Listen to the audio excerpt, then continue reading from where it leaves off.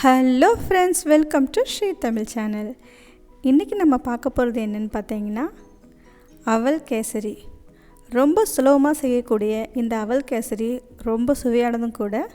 எப்படி செய்யலாம்னு வாங்க பார்க்கலாம். ஒரு பேனை அடுப்பில் வச்சு அது சூடானதுக்கப்புறம் 1 கப் அவலை அதில் நம்ம சேர்த்துக்கலாம். சேர்த்ததுக்கப்புறம் அடுப்பை லோ ஃப்ளேமில் வச்சு ஒரு 4லேருந்து 5 நிமிஷம் வரைக்கும் அவலை நல்லா வறுத்து எடுத்துக்கோங்க.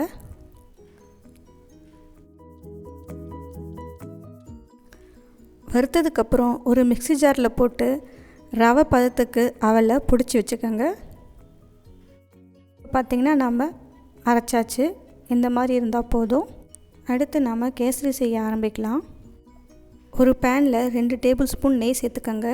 நெய் சூடானதுக்கப்புறம் தேவையான அளவு முந்திரி பருப்பு சேர்த்து முந்திரி பருப்பு பொன்னிறமாக ஆகிற வரைக்கும் நம்ம வறுத்து எடுத்துக்கலாம். முந்திரி வறுத்து எடுத்ததுக்கப்புறம் அதே பேனில் பொடிச்சு வச்ச அவலை நம்ம இப்போ சேர்த்துக்கலாம். சேர்த்ததுக்கப்புறம் அடுப்பை லோ ஃப்ளேமில் வச்சு ஒரு 3லேருந்து 4 நிமிஷம் வரைக்கும் நல்லா வறுத்து எடுத்துக்கோங்க.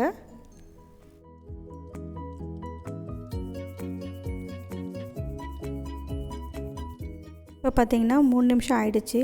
அவல் நல்லா வறுபட்டுருக்கு. இப்போ நாம் இதை எடுத்து தனியாக வச்சுக்கலாம். அடுத்து ஒரு பேனில் 3 கப் தண்ணி சேர்த்து கொதிக்க வைக்கலாம். 1 கப் அவலுக்கு 3 கப் தண்ணி சரியாக இருக்கும்.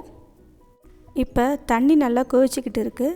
இப்போ நாம் அடுப்பை லோ ஃப்ளேமில் வச்சுட்டு நாம் வறுத்து வச்ச அவலை இப்போ நாம் கொஞ்சம் கொஞ்சமாக அதில் சேர்த்துப்போம். அடுப்பை கண்டிப்பாக லோ ஃப்ளேமில் வச்சு சேருங்க, இல்லைன்னா கட்டி ஆகிடும். சேர்த்ததுக்கப்புறம் கட்டிப்படாமல் நல்லா கலந்து விட்டுக்கோங்க. அவல் வேகிறதுக்கு கொஞ்சம் லேட் ஆகும். இப்போ பார்த்திங்கன்னா அவல் நல்லா வெந்துக்கிட்டு இருக்குது. எல்லா தண்ணியும் சுண்டி நல்லா கெட்டியாகிற வரைக்கும் வெயிட் பண்ணுங்கள். அவசரப்பட்டு சர்க்கரை சேர்க்கக்கூடாது. அப்படி சேர்த்திங்கன்னா ஆறுனதுக்கப்புறம் கேசரி சாஃப்டாக இருக்காது. அதனால் அவல் நல்லா வேகட்டும். இப்போ பார்த்திங்கன்னா அவல் நல்லா வெந்திருக்கு, பார்த்தாலே தெரியுது. இந்த சமயத்தில் நம்ம சேர்க்க வேண்டிய சர்க்கரை சேர்த்துக்கலாம். 1 கப் அவலுக்கு 1 கப் சர்க்கரை சரியாக இருக்கும். கூடவே கொஞ்சம் கேசரி பவுடரும் சேர்த்துக்கலாம். சர்க்கரை சேர்த்ததும் கேசரி இலக ஆரம்பிக்கும். இந்த சமயத்தில் தொடர்ந்து கிளறி விட்டுட்டே இருங்க, இல்லைனா சில நேரத்தில் கேசரி கட்டிப்பட்டுடும். கொஞ்ச நேரத்தில் கேசரி திரும்பவும் கெட்டியாக ஆரம்பிக்கும். இப்போ பார்த்திங்கன்னா கேசரி நல்லா கெட்டியாகிடுச்சு. இந்த சமயத்தில் நம்ம சேர்க்க வேண்டிய நெய்யை சேர்த்துக்கலாம். உங்களுக்கு எவ்வளோ நெய் தேவையோ அதுக்கேற்ற மாதிரி கொஞ்சம் கொஞ்சமாக சேர்த்து கலந்து விட்டுட்டே இருங்க. கேசரியிலேருந்து நெய் பிரிஞ்சு வரும்போது வறுத்து வச்சுருக்கிற முந்திரி பருப்பை இப்போ நம்ம சேர்த்துக்கலாம். அப்புறம் கொஞ்சமாக வெள்ளரி விதை சேர்த்துக்கலாம். வெள்ளரி விதை ரொம்ப ஹெல்த்தியானது. அதே நேரத்தில் கேசரியில் சேர்க்கும்போது ரொம்ப டேஸ்ட்டாகவும் இருக்கும். அப்புறம் கொஞ்சமாக ஏலக்காய்த்தூள் சேர்த்துக்கிட்டேன். ஒரு முறை எல்லாத்தையும் கலந்து விட்டுட்டு நாம் இப்போ ஸ்டவ்வை ஆஃப் பண்ணிடலாம்.